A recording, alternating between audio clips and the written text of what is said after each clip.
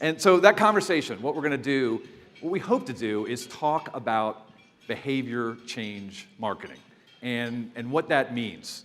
It's kind of it's not really defined necessarily. It's kind of that umbrella statement that captures all of the work that we do in our communities. Unfortunately, though, when we throw out the word marketing, this tends to make people think a certain way, or maybe even make them cringe. They hear the word marketing, and maybe they start thinking about the word targeting. And then they hear the word targeting, and they start thinking about stereotyping, and before you know it, they're thinking about manipulation. And has anybody here heard someone in public health kind of talk about marketing in those terms? Use the word manipulation? Yeah. So we kind of want to talk about that because we want to maybe help our colleagues understand that marketing is not about manipulation. Marketing is something that can be very positive if it's done correctly. So when we talk about marketing and behavior change marketing, it is not about manipulation. It is about reducing the burden of change. That's what our job is. That's what we have the power to do. So what is the burden of change? What does that look like? Well, let's take Bob here, okay? And Bob would love to lose some weight. Okay, his doctor says that he needs to lose some weight. His wife says that he needs to lose some weight. His kids say he needs to lose some weight. Bob knows and he needs to lose some weight. But so Bob has a few burdens there, right? He doesn't have time to cook. He lives in a neighborhood with few healthy food options. He can't afford many healthy foods. He doesn't have access to a gym or a park. He isn't even sure which foods are healthy. He doesn't know how to cook those healthy foods he doesn't know about. He believes that manly men only eat certain foods.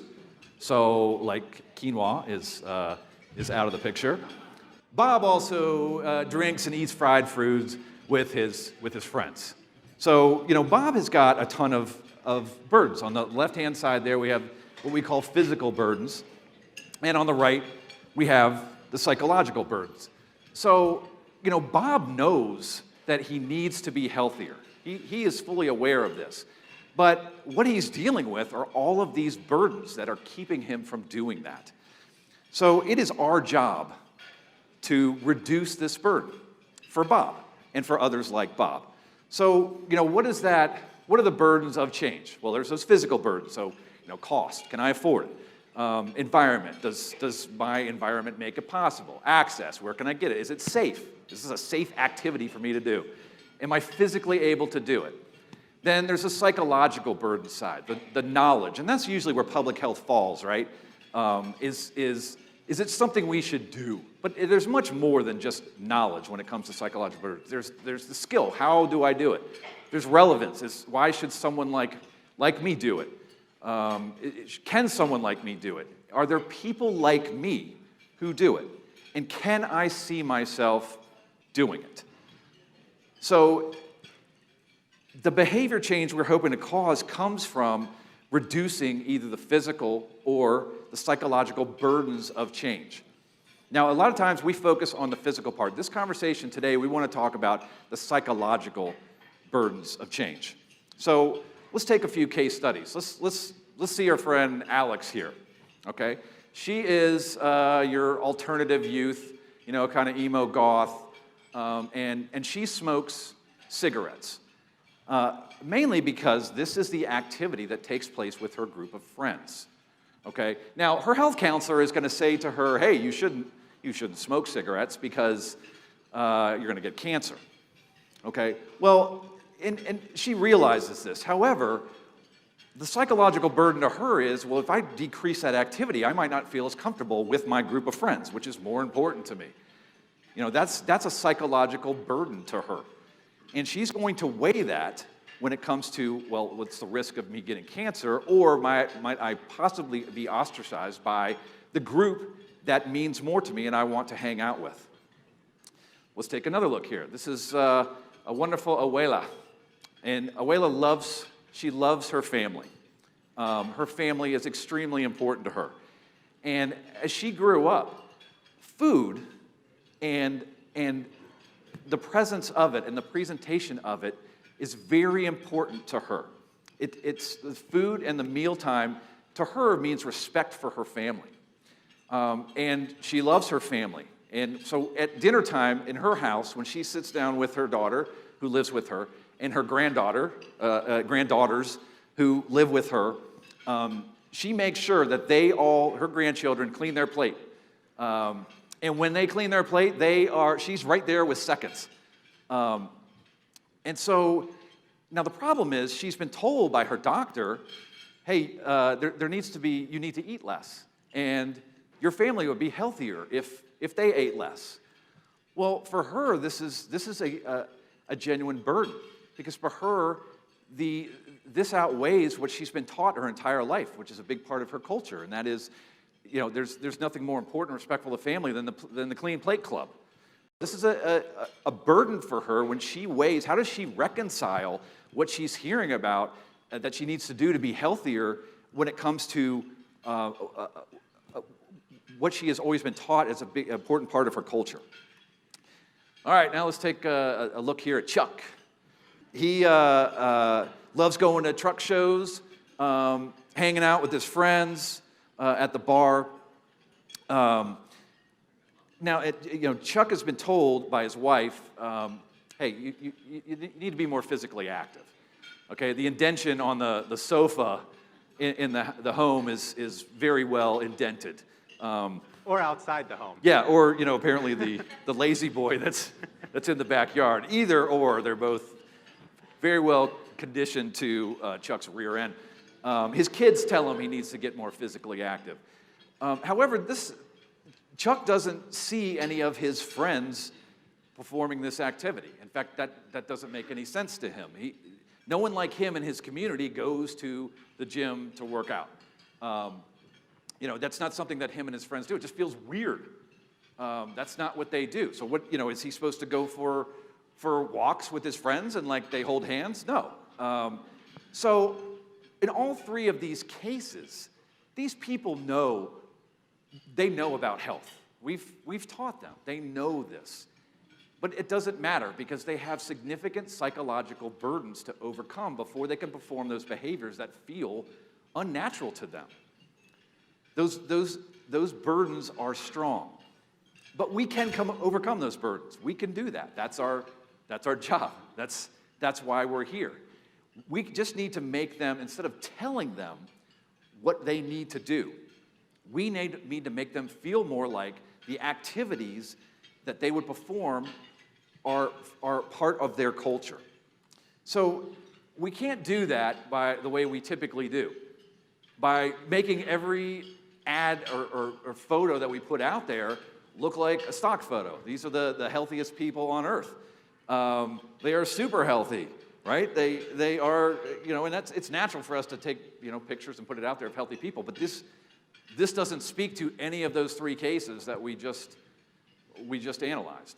In fact, it might reinforce the behavior of those folks because they're looking at the stock images that we typically put out there and they don't match. So how do we do this? How do we approach this? Well, one thing we can do is take some cues from the masters of this, from the folks who invented this. And yes, this is the tobacco industry. They invented this type of marketing almost a century ago, and they are still at it today. They have been targeting certain peer crowds with messages focusing on identity for years. I mean, think about it. They have essentially taken the same product.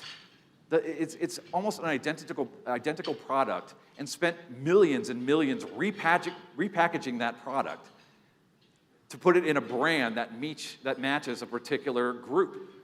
And this works. That's why they have so many brands. They've been doing it for years, and it works. So with that in mind, though, there has never been a commercial brand. Has there, Jeff? Never. Not Nike, not Apple, not Coke, that appeals to every single person. I mean, everybody knows about Nike.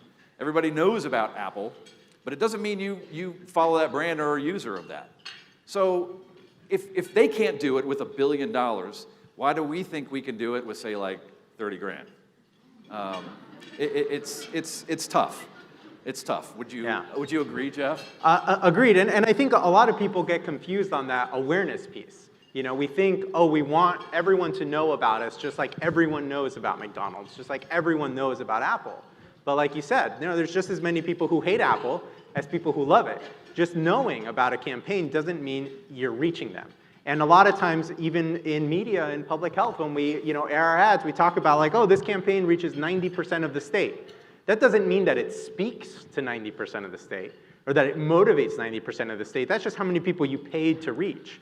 And so there's a huge difference between how many people see an advertisement or are aware of a campaign and how many people are actually affected by those campaigns. And that's what the tobacco industry teaches us, is that you need different brands to reach these different groups of people to change them. And in fact, what they use, not just the tobacco industry, but the alcohol industry, the fast food industry, all these brands out there, they use lifestyle branding and marketing to associate diverse lifestyles with unhealthy behaviors.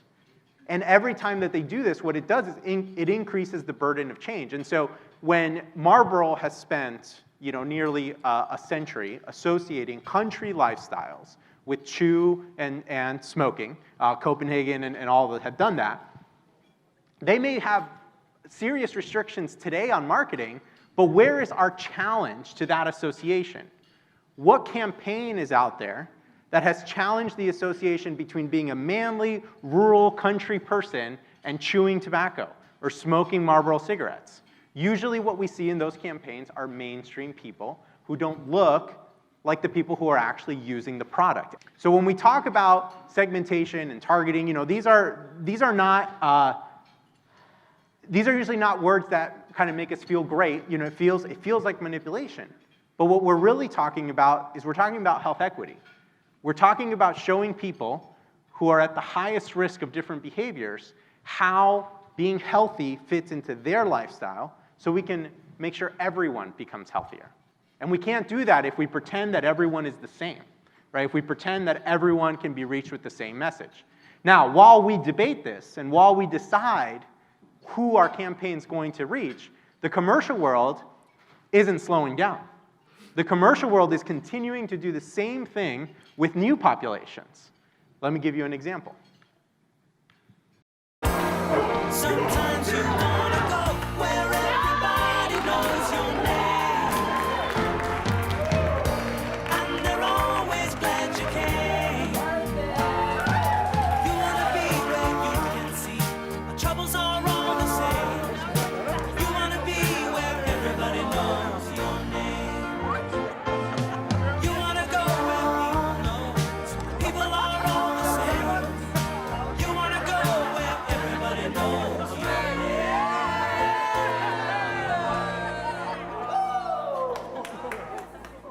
Feels weird. That was weird, right? Like, this is a gym commercial, it's a Fitbit commercial. No, it's an alcohol commercial.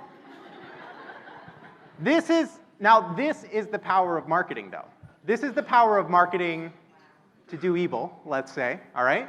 That you can associate a lifestyle that typically isn't associated with a behavior, and through marketing, normalize it. Show those images and say, look, healthy people drink too. In fact, after every marathon, the favorite thing to do is to get drunk, right? That may seem weird today, but if that marketing goes unchallenged, 10 years from now, we'll be saying, gosh, why do people who exercise drink so much? We have a problem.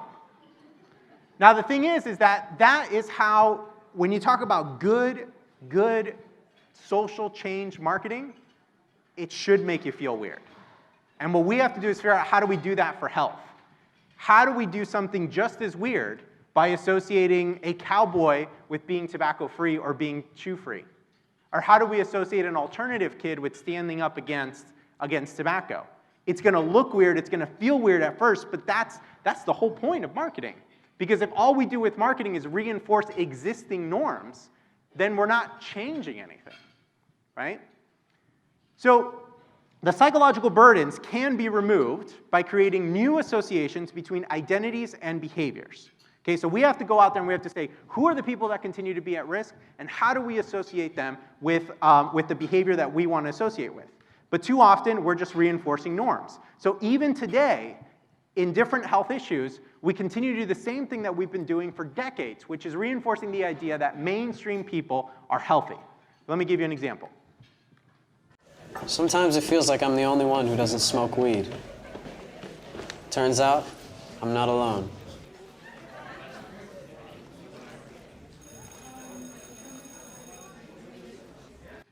This is a pretty new ad. Now, I want you to put yourself in the shoes of a kid who smokes weed, all right, who sees this ad, and what do you think the reaction to that ad would be?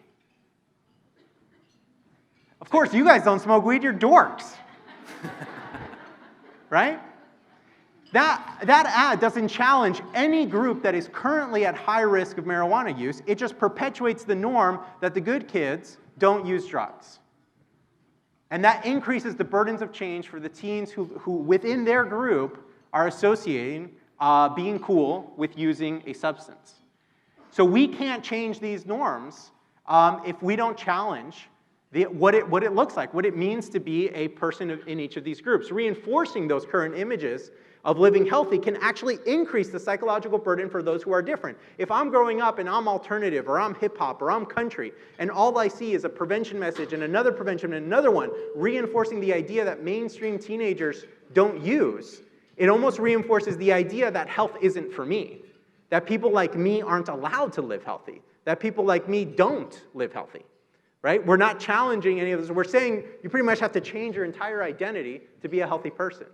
We don't want to say that. We want to show that every single person can be healthy, no matter what walk of life you come from, no matter what culture you belong to, how you see yourself in the mirror. We want you to see health in that mirror too. But to do that, we've got to make that image a reality. We got to do some stuff that makes people feel a bit weird. So before we can get there, we have to be able to do three things. The first thing we have to do is we have to segment. Because if we don't know which groups are self-associating with risky behaviors, then we don't know which images we need to put in our media. And that's the whole power. Segmentation, the purpose of segmentation is simply to identify health inequities so that we can do something about them. When we don't segment, it's not that we're reaching everybody, it's that we're blind to the health inequities that currently exist within our communities. After we segment, then we create associations. We identify the group and we say, how can we associate living healthy with your identity, with your values, with the things you care about? It's no longer about why we want to live healthy, want you to live healthy. It's about why you might want to live healthy. We have to find those values that can be associated with these behaviors and give you a reason why someone like you should care about this. And lastly, tailor. Design our messages and strategies based on the culture, the values, and the identity of our segment so they can see themselves in health. They can see themselves in a way they've never seen themselves before. Because we would be the first people ever to show them, here's how you can be healthy too. And the first step to that is segmentation. So, segmentation is the process of classifying a market into distinct segments that behave in similar ways or have similar needs. And here in Virginia, we've been doing segmentation for teens based on something called peer crowds. And so if you've been to this conference before, you've probably heard about peer crowds, but I promise you, today is full of all sorts of new data, so hang on to your seat. So quick, the definition for those who have never heard of it before. It's an evidence-based segmentation approach. Virginia is not the only state to use it. It wasn't invented here, but Virginia is on the forefront of peer crowd science. So there's lots of articles you can look at in peer-reviewed journals. It's defined as the macro-level connections between peer groups that have similar interests, lifestyles, influencers, and habits. So if you think of a group of teens, that group of teens, that's the peer group, but then a bunch of peer groups belong to a larger peer crowd that share similarities across geographic areas. That's why you can go into one high school, go into the lunchroom, and find a group of like emo goth-looking teens that are dressed a certain way, that are maybe giving you a certain look, that like certain bands, etc. And you can go to another high school across the state and find a similar table in the lunchroom of teens that look similar, are dressed similar, kind of have similar norms, similar values. Why is that? It's because they're a part of the same peer crowd. It's because they share influencers. They go to the same websites. They listen to the same music. They watch the same music videos. And all these things kind of shape the norms of their identity. And what we've seen as we've gone around the country and done peer crowd research is that there's about 5 common peer crowds that we find almost everywhere that we go. The first one is called mainstream, then popular, hip-hop, country, and alternative. And I'll go through each of these individually. So the mainstream teens are kind of the center of the road. Mainstream teens tend to have something else that's more important to them than their social status. That doesn't mean that they don't have friends. They could very well have tons of friends. But what it means is that they're not willing to put that other thing at risk in order to be cool. That other thing could be going to college. It could be their grades. It could be their religion. It could be their after-school program, gaming, sports, whatever it might be. That other thing is more a part of their identity than just kind of being popular or being cool, and so they tend to be low-risk teens. Then we have popular teens. Popular teens are kind of your quintessential American teenager. This is the MTV teenager, the selfies all day on Snapchat all day kind of teenager. And they listen to top 40 music. They care more about the way they dress. They tend to be associated with a little bit more affluence because they dress that way. They may or may not be more affluent, but that's kind of what they want to project. And they care about being popular. They care about what other teens think about them. And because of that, more so than average, because of that, that puts them at a little bit of elevated risk. Next, we have the alternative teens. And the alternative teens are counterculture. They don't want to be anything like the popular teens. They want to be different from them. This includes groups like skaters, emo, goth, rockers, hipsters, punks, etc. All of these teens are united, even though they're all kind of a little bit different, they're all united by this idea that they're the counterculture and that they want to express their individuality and their identity. So they tend to dress more differently. They tend to have colored hair or more unique hairstyles. They tend to be more likely to have piercings and things like that, all in an effort to show their individuality and their creativity. Then we have the country teens.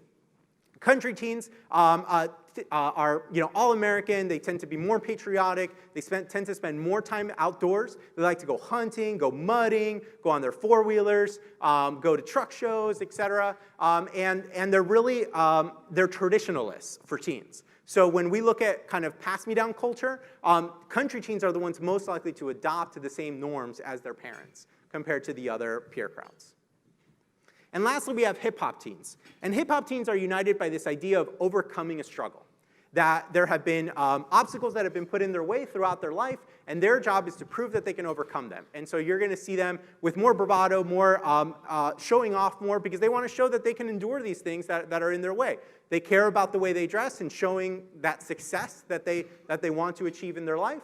And you hear about this struggle and about the effort of proving that success a lot within hip-hop music that they listen to.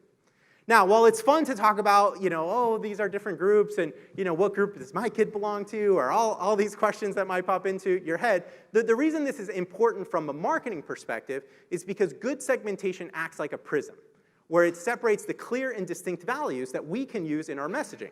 So it's not just about putting a hip-hop kid in a commercial or putting an alternative kid in a commercial. It's about actually understanding what their unique values are and associating living healthy with the things that they particularly care about. And so that means we have to look at values. And as we look at values across these teens, we see huge differences. So here's just a sampling of some of these values. The second one there, I care about animal rights. We see that alternative teens, 90% of them agree with this value, while country teens, it's only 55%, right? A huge difference. So when we talk about animal testing conducted by the tobacco industry, for example, that's a really powerful reason for an alternative kid to live tobacco-free. But for a country teen, not so much. Later on, we see I'm a patriotic person. 71% of country teens agree with this, while only 27% of hip-hop teens, 38% of alternative teens, even just 42% of mainstream teens. So here, if we want to kind of talk about, when we talk about the tobacco industry, there's one group that pushes back, and that's the country group. And you know what? The main reason that they push back is because they say, well, this is made in America. Are you not proud of the stuff that we make in America? And so the patriotism gets caught up in the messaging, and that means we can't necessarily use industry-focused messaging with a country teen. It just doesn't resonate. We have to find a different reason for them to live tobacco-free. Here's a few more. This one's really interesting. I use clothes to express my identity. Alternative teens are the highest at 69%. Country are the lowest at 39%. But then look at the next question. I care about being fashionable. alternative teens dropped down to 43%, and now it's hip-hop and popular teens that are at the top. So what does that mean is that alternative teens, popular teens, and hip-hop teens all have a different relationship with clothing. Alternative teens use it to express an identity, to express their uniqueness, while hip-hop and popular teens use it to be fashionable. Also a part of their identity and to express themselves, but being fashionable, being kind of on the cutting edge, is a big part of that identity. So these are really important differences that can shape the way that we talk about a risk behavior, whether it's tobacco or it's drugs or it's eating healthy or whatever it is. Knowing who our audience is and what they care about will help us make our message more salient to them. And the way that we measure this and understand who belongs to what group is we use this tool called the iBase. And so the iBase survey has been around for almost 10 years now, and it's a 2-page kind of survey that gets added to any survey out there. And one page is full of pictures of girls, and the other page is full of pictures of boys. And it asks teens to select which photos would best fit into their main group of friends and least fit into their main group of friends. The idea is that it's trying to replicate a teen walking into a room of a whole bunch of teens he or she has never met before and seeing where he or she would gravitate towards. This gives us kind of a reading of who are you most comfortable with, who is kind of feels most like your tribe, most like the people that you would hang out with. And so each teen then receives a score between -12 and +12 for every peer crowd. So every teen who takes the survey gets an alternative score, a popular score, a mainstream score, et cetera. And based on the score, we're able to see, well, which peer crowd is most influential to this particular teen, but we're also able to see their secondary influence and the third level influence. Because we know that most teens are influenced by more than one kind of source of peer crowd culture.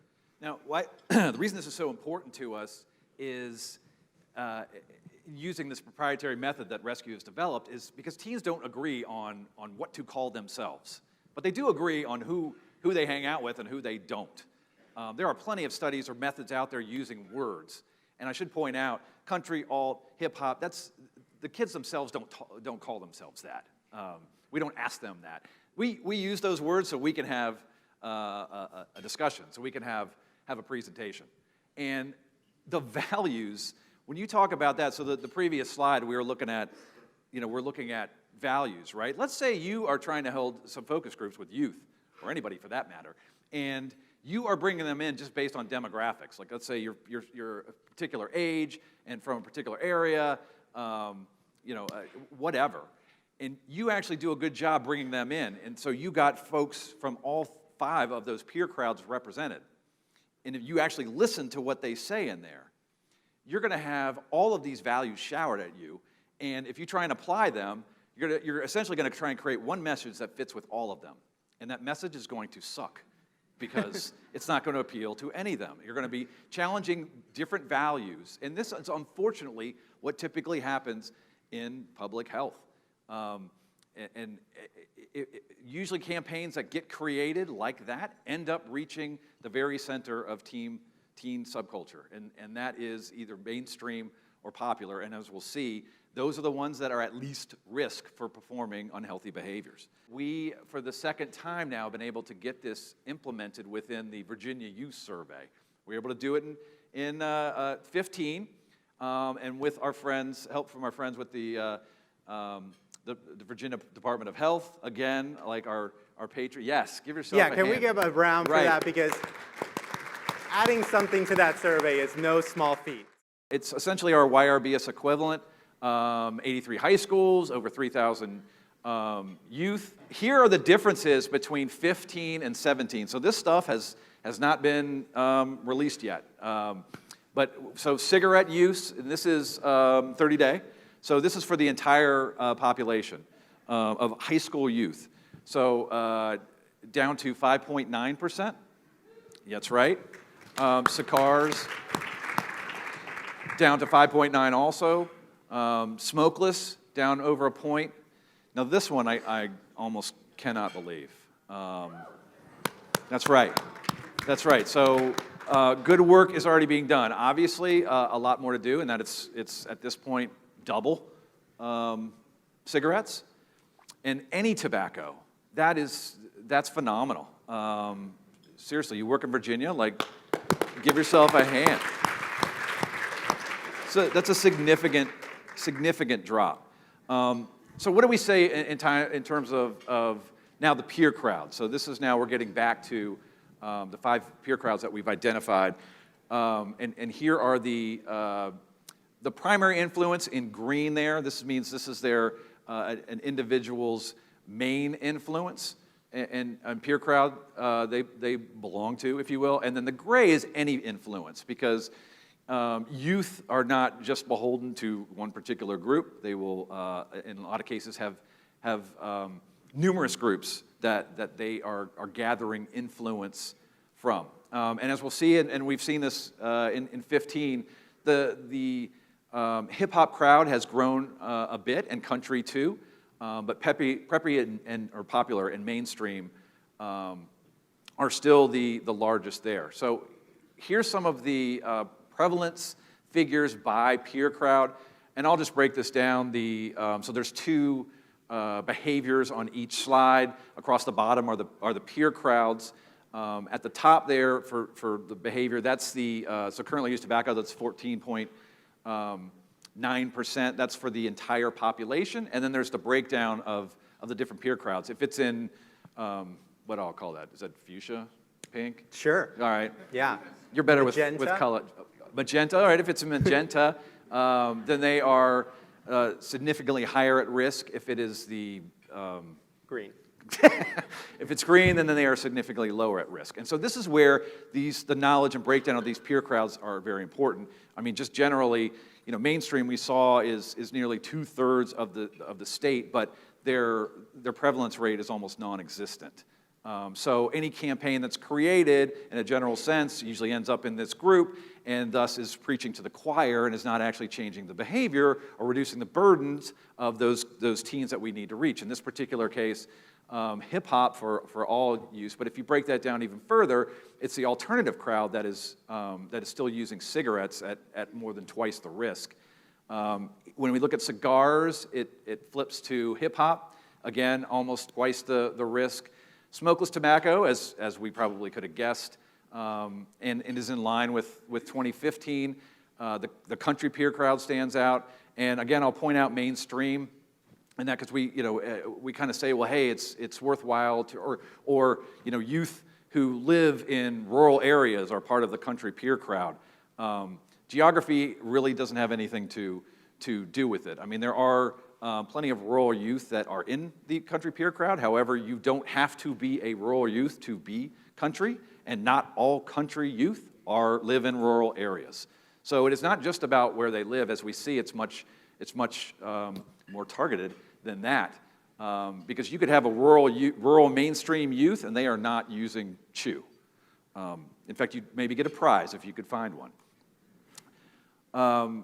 For vapor products, it actually shifts a little bit to popular. We see 3 groups that are elevated, but not at significant risk. Hookah, it switches to hip-hop and alternative, at again more than twice the risk as the general population. When we talk about binge drinking, that's our popular preppy peer crowd. Marijuana, it shifts to hip-hop, again, almost twice the risk. And I will point out the overall usage of 16.2 and remind you of cigarettes is 5.9. So, weed ain't going away. Okay, so this is prescription drugs without a doctor's prescription. So, abuse of opiates. Again, this falls to the hip-hop peer crowd. Also, elevated risk in the alternative. Heroin, though, we do have a spike with the alternative peer crowd, and almost flat with the others. 5 times the risk. Yeah. Alternative of heroin use. We look at maybe some other behaviors here. Feel sad or hopeless and attempted suicide. We saw this trend in our previous iteration, and again, that falls to this alternative peer crowd. Something we'd still like to learn a little bit more about, but obviously there's an issue within that peer crowd there. Physical activity, and you can see the alternative again at higher risk, and country pops up when it comes to drinking sugar-sweetened beverages. So there you go. This is, again, thank you, Market Decisions back there, for all the help in putting this together. Yes.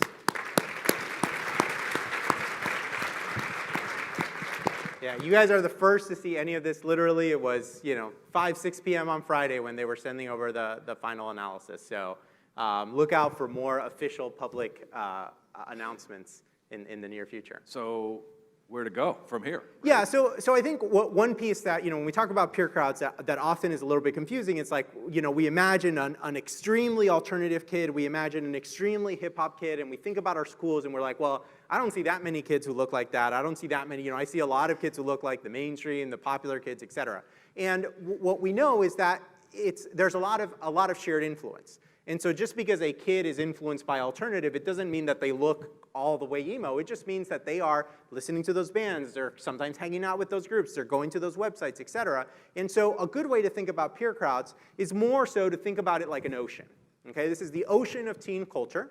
And these are the bubbles where all the different fish from the different peer crowds live.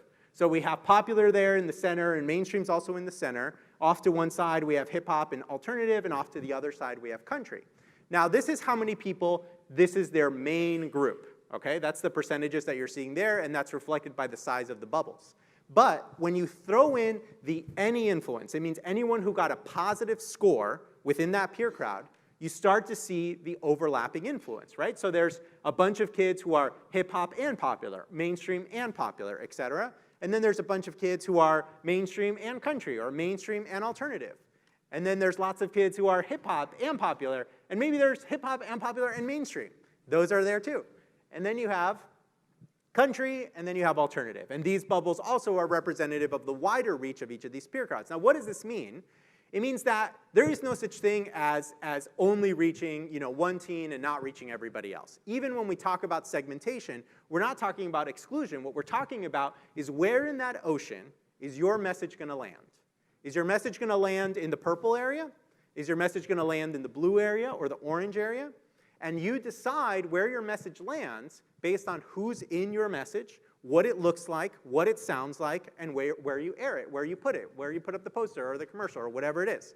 And so anytime, a lot of times we hear segmentation, we think, oh, I'm only going to reach these teens and I'm not going to reach those teens. There's no such thing as a message that just reaches the whole ocean here. Every message lands somewhere and then dissipates from there. The question is, where do you want your message culturally to land? And so kind of where does this all lead is peer crowds are telling us so much information that we could use. So far, prevention in many ways has been about targeting one behavior at a time. Where's our cigarette campaign? Where's our e-cigarette campaign? Where's our opioids campaign? Where's our marijuana campaign? Well, it's the same teens who are at risk for these things. Hip-hop teens are at risk for all except for one of the behaviors that we measured. Alternative teens are at risk for all but two. So the question is, what if we just made a hip-hop brand that was about living healthier, about living substance-free?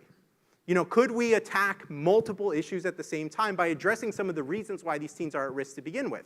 Could we just have an alternative campaign that talks about positive mental health, that attacks the reason that they're using substances as well as their elevated risk for suicide all at once? And so that's something that we're investigating here in Virginia, and hopefully soon we'll have more information about that. But the point of all that is we should be using peer crowds to reduce the psychological burden of change. If an alternative teen doesn't know how to be substance-free and alternative at the same time, it's on us to put that image out there, to show, here's how you would talk about that. Here's how you would act. Here's what you would say. This is normal. Here's people who are alternative, who live this way, who you can look up to as role models. Because right now, those don't exist. And without this segmentation, we can't effectively tailor and target our messages. So let me give you an example. Here's a typical tobacco prevention campaign.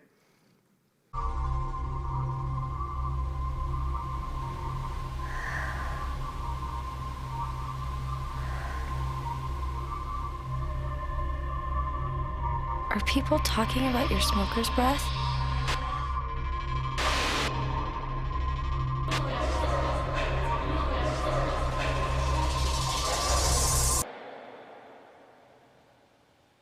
Ooh, stinky breath. So, what we know from the data is that the teens most likely to smoke cigarettes are alternative teens. However, tobacco prevention campaigns typically feature mainstream teens. I assure you that is a mainstream party. It's just, Do you still go to those? I've only for research purposes. Right. And so, like, put yourself in the shoes of either of those two kids on the left, and you see that message. You almost want bad breath to mess with those kids, right? Like, it's just they are just not you, and it's not telling you anything that's useful in your life for how to change your behavior. And we don't just see it in tobacco; we also see it in marijuana. Here's a typical, a very recent marijuana prevention ad. This looks harder. Okay, so let's start off by reading the directions. Okay. Right. Combine the tens and ones. The first one has been done for you. Nice job. Beautiful campaign, makes us all feel good as parents and adults. But they're literally in the library. Literally, okay? Which teens are most likely to use marijuana? Hip-hop teens are the ones most likely to use marijuana. And what do we see in marijuana ad after marijuana ad, even right now, when all these new ads are coming out, is it's just mainstream teen after mainstream teen after mainstream teen, right? So again, the teens who are at risk are not seeing themselves and not seeing a path for them to be healthy within their own peer crowd. So what we have to do is we have to show that non-mainstream teens can be healthy too. We can put those norms out there. Just like Michelob Ultra is putting out the norm that fit people can get drunk, right? They're putting that together right now and trying to get people to drink more. We can do the same thing. We can show that hip-hop teens can be marijuana-free, that alternative kids can be cigarette-free, that country teens can be chew-free. All we have to do is decide that that's who our audience is and represent them authentically within our messages. No guilt about attending the reception tonight if you're a fit individual, by the way. Yeah. Will there be Michelob Ultra? So the important thing is to just kind of keep in mind that, segmentation is not about exclusion, it's about inclusion. It's about tackling the health inequities that currently exist within culture. Right? We talk about health inequities based on race, income, geography, but what about our cultural inequities? What about the people who think they're not allowed to be healthy because they've never seen someone like them in a health message? They've never seen someone from their background who lives healthy, who shows them how to do it, right? They're experiencing inequities too, and the only way we can do this is by authentically understanding and representing those audiences within our media. And so the way we do it here in Virginia, we have a process called social branding, and it's a behavior change marketing strategy that utilizes a peer crowd targeted brand. So just like the tobacco industry, just like Michelob Ultra, we make a brand for a specific group of people, and then we use that brand to associate healthy behaviors with those peer crowds' individual values. So every brand actually talks about tobacco in a different way. Similar to how it would be for marijuana or for any substance, it would talk about a different reason of why they live tobacco-free. So we've been doing this for a while now. We think about this all the time. We've been thinking about this for years. And you are probably thinking at this point, like, that, Danny's like kind of brilliant. And that Jeff guy is pretty smart too. But we weren't always necessarily like that in Virginia. We learned this message the hard way. We didn't come out of the box. As segmentation experts and prevention experts, we initially created a campaign that was trying to reach everybody, and we did. I have the data to show it. We were reaching 4 out of 5 kids, and we were reaching them with messages similar to this.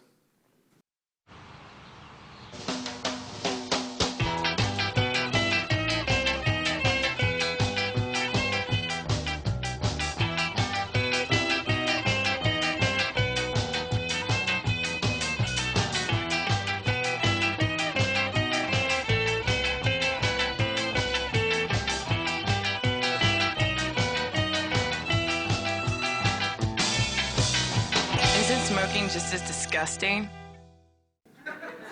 So, admittedly, totally fun ad to make and shoot, for sure, and still watch today. But that's an ad that's reaching the middle. That's where, it's a mainstream teen. We weren't doing any segmentation then. Really just trying to create something funny and reach as many kids as possible. When we started doing our segmentation efforts and focus groups, we realized that the kids who really liked our ads were the ones who didn't smoke, who didn't use. Not only did the kids who used not like the ads, they didn't trust the messages we were giving them. And I think, Danny, to your point earlier about focus groups, when you have all those teens in a focus group, you can't talk about one kid's values over another kid's value. You have to find the lowest common denominator. And so, we get ads like this, and it's not Virginia's fault. It's not either. It's just a lack of information, of not knowing that we actually have different teens, and the only thing they could agree on was that smoking's gross.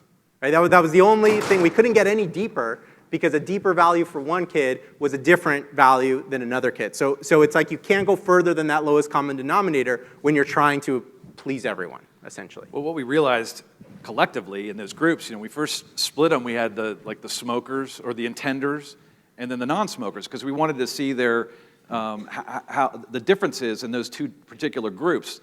And there were vast differences, but what we also noticed were that the kids who were coming into the non-smoking groups looked similar to the kids in the other non-smoking groups across the state. And the smoking kids were coming in and looking the same as the kids from the other part of they didn't know each other, but they did have similar values, and they had similar look and similar interests. And that's when we started realizing we were onto something. And that's really how it all began. And so now this shapes the model of what we pursue today. So we kind of have two different main tracks. On the left is youth engagement, and this is our fantastic Y Street membership youth, who we don't actually call that prevention. That is youth engagement. These are actually the mainstream and popular kids mostly, and they are fantastic at messaging and working with adults, speaking to key decision makers and getting policy change there. But that's not actually part of our prevention strategy. That's on the right here. And these are the three brands that we've created over the years to address those three different peer crowds that we find the prevalence of these risk behaviors to exist. And that's Psych for alt teens, Down and Dirty for country teens, and initially Fresh Empire for hip hop teens. We are actually in the process of doing research, in fact this week, for the creation and rollout of a brand new Virginia-centric hip hop brand, which we're pretty excited about. So here's, again, as we talked about, the value plus the behaviors is what defines this, the peer crowds. For our country teens, it's focusing on chew. It's messages like I build things up, but chew can tear me down. Actually, there's going to be an amazing presentation going deeper into this particular brand right after this. If you want to see an amazing presentation, please attend that. Here's a particular message to support that. And actually, this was our second go-around in addressing vapor products. I like to see how things work. So I'm always taking things apart and putting them back together. So when I started seeing these around, I wanted to get to the bottom of everybody saying it's just water vapor. This is what's actually in here. You've got your battery, an LED light, some wires, but then you've got this cotton piece that's covered in something sticky and smells pretty funny. That's when I realized that what came out of this was definitely not water vapor. Nope, e-cigs actually produce an aerosol that can have harmful chemicals like nickel, lead, and even benzene, the stuff that comes out of your exhaust pipe. And some of those chemicals can damage your lungs. Now, there are all different types of vapes out there, but no matter what type you're using, the aerosol you're breathing isn't harmless. So that's just our flagship video for that particular message package, as we call it. All the aspects of it, the nuances in it, are completely deliberate and things that we learned from focus group testing with that particular peer crowd. There is a whole, there's a plethora of channels and other aspects that support this particular campaign. But for time's sake, we're showing you the flagship video. Again, for our alt teens, we found for the values with them that an industry message actually is very strong, is very poignant with this particular peer crowd. And so we're able to use that and their desire and their leanings towards social justice issues and working with key influencers within that particular crowd. Hey, what's up? It's Andy Hurley from Fall Out Boy. Hey, this is Levi Bitton, the singer of Miss May I. What's up? It's Jonah from I Killed the Prom Queen. I'd say our bands are pretty different, but we've all come together to expose an important issue. The tobacco industry has tested their products on animals for decades. To test new chemicals and additives to make their products more addictive. This is just one of many reasons Why I live tobacco-free. Support a tobacco-free scene with Psych. With the psych intervention, it's very much more experiential because the influencers are very much in the rock scene and at shows. So we can have a much easier time, if you will, hosting events throughout the state and doing our messaging directly on site and actually incorporating some of those influencers directly into the message, as you can see. And you know, Psych is a pretty small effort relative, you know, think about national campaigns and stuff. It's just a small state campaign. But all these huge bands, these are, I know maybe you probably don't know who these bands are, but these are huge bands. Fall Out Boy. Yeah, I mean, you know. Fall Out Boy's old enough for Danny to know about, so, you know. But the reason these huge bands work with Psych is not because we can pay them to work, you know, we pay them peanuts. It's because it's an authentic brand trying to do something good within the scene. No mainstream, generally targeted tobacco campaign can get Fall Out Boy to literally volunteer their time.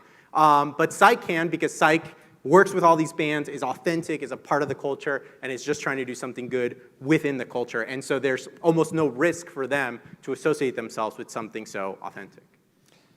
And now, as I mentioned, we are in the process of developing this in Virginia. Rescue has already done a ton of work with the FDA on their national hip-hop campaign, so ours is going to be very Virginia focused, but many of the values and the findings are still the same. And here's a spot that we had created previously for that. My little brother, he's always in my stuff. I swear, the little dude plays too much. And yeah, he's always watching me, but I'm always looking out for him. I'm staying fresh, like skipping out on cigarettes. Because I know if I smoke, he's more likely to smoke cigarettes too. And no matter how much he gets on my nerves, he's family. Living tobacco-free means I can influence him to come out fresh like me. For the love of family, keep it fresh, live tobacco-free. What we've seen is, social branding has been, proven to reduce tobacco use amongst both young adult peer crowds, which we didn't talk about today, but those are there too, and teen peer crowds. And LGBT young adults, hipster young adults, partier young adults, all have published evaluations. Down and Dirty right now is in review to publish our evaluation for that, and Psych is in a social marketing book. And in fact, when we look at the reductions, so what we see is the exact teens that we've been looking at, that we've been spending so much time to understand and to reach, are in many ways driving the reductions of tobacco use within the state, and that's really exciting to see. And so, I mean, we'll leave you with this, you know, just no matter what you're working on, whether it's tobacco or another issue, remember, don't tell teens to change who they are. Don't show them that only one type of teen can be healthy, only one type of teen can be substance-free. Show them how to be healthy within their current identity based on their current values. And you'll see teens come around much more quickly and much more eagerly to the change that you're promoting. Thank you very much for your time.